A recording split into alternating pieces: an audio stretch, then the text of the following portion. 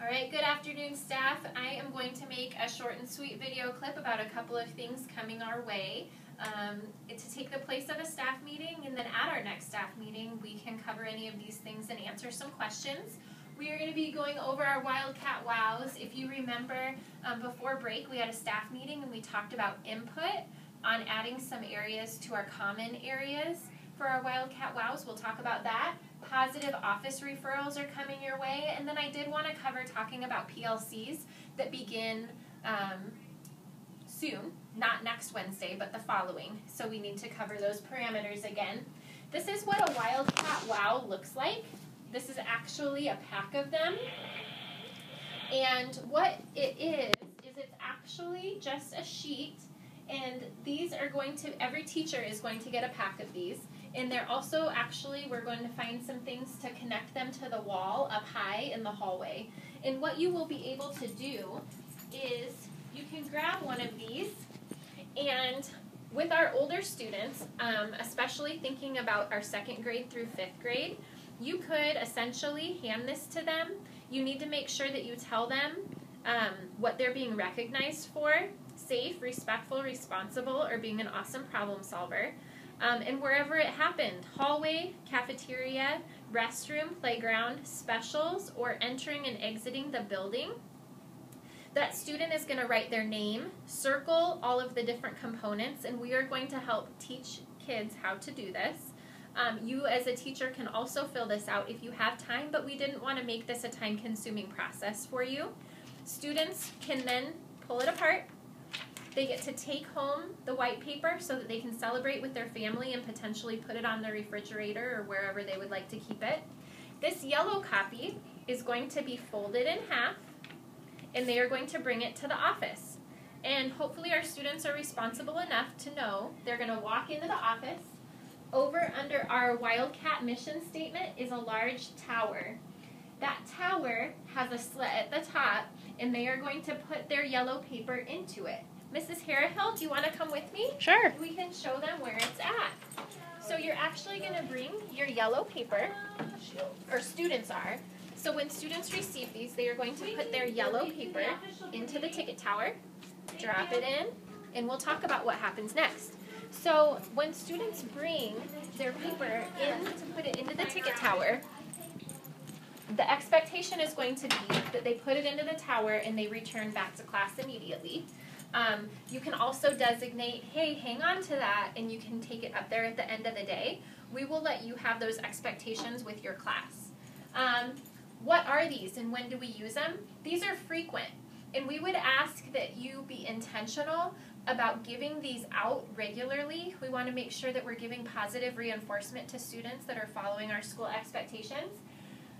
These are in place of those Wildcat Wow stickers. We wanted there to be something that students got to keep, and then we also wanted there to be a goal tied behind it.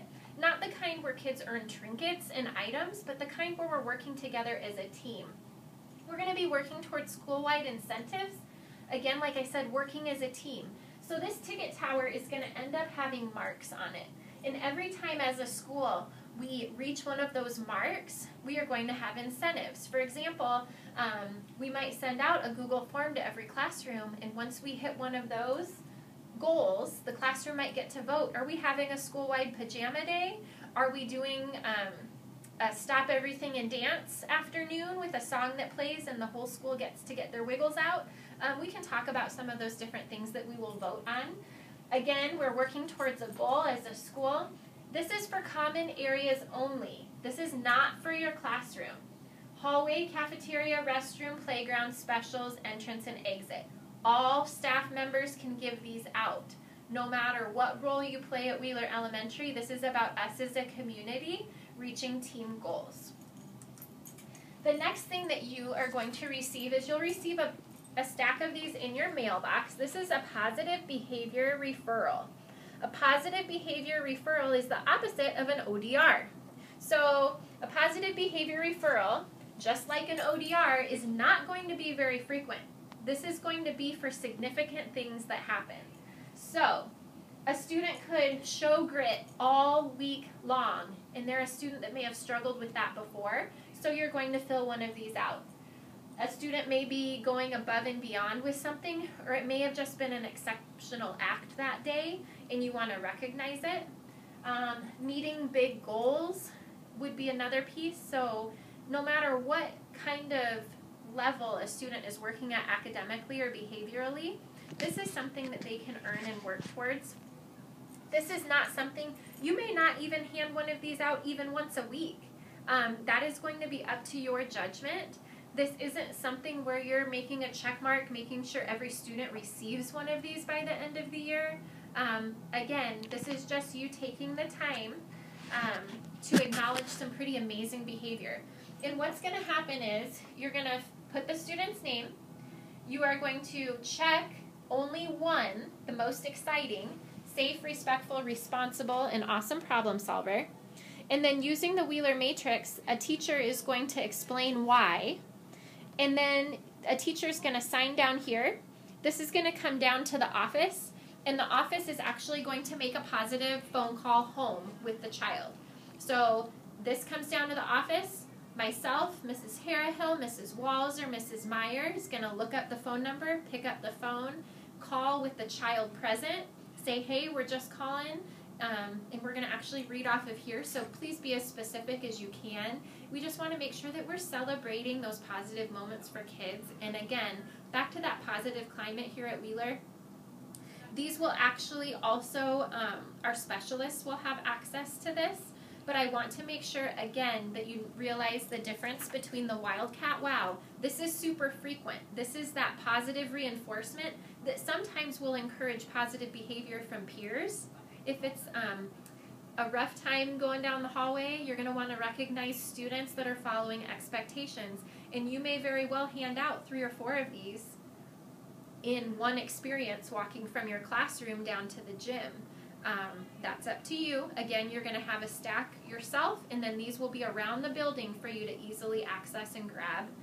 These will be found in your mailbox soon. We'll get these in there. Again, please do not use these as frequently. Again, this is for the opposite of ODR, so your truly exceptional stuff.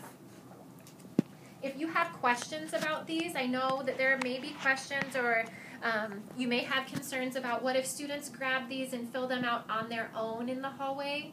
We are going to talk a lot with the students about making sure that they are taking ownership of what these are, and that we are going to be held accountable for any actions that aren't appropriate.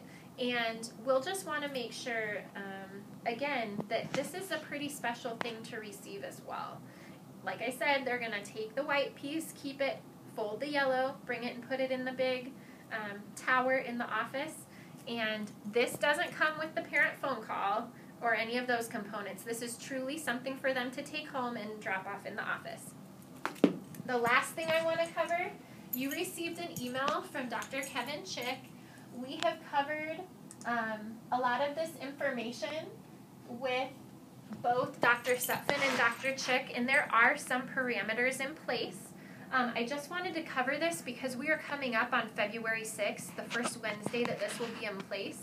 The district really wanted to honor you as professionals with the 4:15 option for dismissal of staff. You are more than welcome to stay until 5 o'clock. No one is saying that you can't.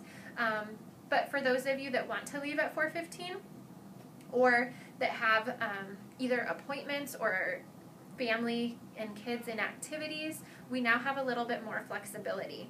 Within saying that, the district also has parameters in place for principals not to be able to mandate or hold meetings for that first 75-minute block of time. So that first 75-minute block of time is going to be used for you to plan with your team. So I just wanted to cover the expectations so that we're all on the same page. And when I talk about teams, I'm not just talking about our general ed grade level classrooms. I'm talking about our preschool teams, and I'm talking about our alternate curriculum program teams. We want to make sure that we are working collaboratively as a school. It talks about that this is going to start on February 6th. It says you will be able to leave at 4:15 as long as building responsibilities have been completed. So Wednesdays are essentially just the same as any other day of the week. If for some reason I need to hold a 4:15 meeting, it could land on a Wednesday. Obviously, I would communicate that to you. At this time, we're not changing our staff development plan, so our Tuesdays that were pre-planned are still going to be our staff meetings. That first 75 minutes from 2:30 to 3:45, the expectation is team curriculum planning and PLC time with teammates. So that's when you would gather all of your materials that you need for planning with your team, and even maybe getting some of your own specific planning done. I used to just put it on a cart and wheel it over to my teammates' classroom. Obviously, if you forget something, we're going back to get our materials, but the expectation is that 75 minutes is used for planning, most importantly, planning with your team. So in that 70-minute time block, you may very much be conversing and planning and bouncing ideas off of each other for part of it, and then you may, as a team, stay in the same area together and continue to do some of your planning as well. It's up to you guys how you want to rotate classrooms. It might be beneficial to set up a schedule like that so that everybody is able to maybe take a look at different things that are happening around the building. There's a lot of different reasons for putting things like this in place, but most importantly, it's to protect planning time for teachers. Since that time is protected and we can't hold meetings during that time, building administrators were told that the only time that we can utilize is from 3:45 until 4:15, and only the things listed on this are the meetings that can happen during that time. MTSS meetings, IEPs and MDTs, staff meetings, staff development, school improvement, teacher evaluation conferences, and required testing protocol training. None of that is able to happen during that first 75 minutes any longer. None of that at all. So we here at Wheeler are choosing to use that block for MTSS. You as a staff member are only required to be a part of that one Wednesday a month when you are supposed to be working with your PLC team and your MTSS consultant to talk about students. You may only use 10 or 15 minutes of that time. You don't have to use the whole 30 minutes, but there will be those cases when you need to, and that you can decide professionally with your team. The other Wednesdays, as you noticed on that calendar, are going to be open academic slots for you to sign up if you have a specific student that you need to discuss with the larger team. There are actually meetings that are not allowed during the 3:45 to 4:15. I am unable to now conduct interviews at any time on Wednesday afternoons from 2:30 until 4:15. If I need to hold interviews, those interviews need to begin at 4:15. Any wedding and baby showers or other social events cannot happen during the 3:45 to 4:15. We can talk amongst ourselves. Those can be morning activities or other school days after school, but that Wednesday time is now very clearly defined through district expectations. It talks a little bit about singleton PLCs. This is reserved for the first Wednesday of the month. And it talks about how if those meetings end early, the expectation is either that those singletons remain planning with their singleton peers together, or that the staff member returns to the building. So one last time we covered the Wildcat Wows, which were the little papers. They're common areas only. The students are going to keep one, bring one to the office. That's the end of that. The second thing was our positive behavior referrals. These are the big deals. This is phone calls home, super exceptional reasons. And other than that, at our next staff meeting, I will have an open time for questions regarding any of these three things. If you have specific questions, feel free to email me or come pop by as well. Have an awesome weekend.